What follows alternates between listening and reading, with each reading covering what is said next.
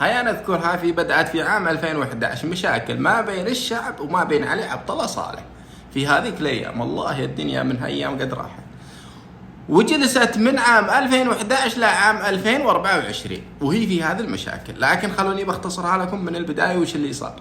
قام الشعب يقول يلا ارحل يا علي صالح، لانهم شافوه ظلمهم ولا سوى لهم شيء. وفعلا علي صالح ما كان يسوي شيء، قال انا جبت كهرباء وخطوط ومدارس وتعليم، وهذا ما هو شيء.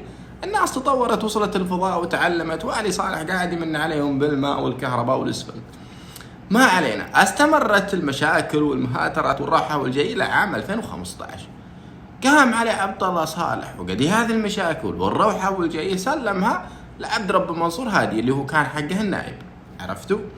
المهم قاموا هؤلاء الحوثيين تذكرونهم، الله لا ردهم من ذيك الايام، الله لا ردهم، قد راحوا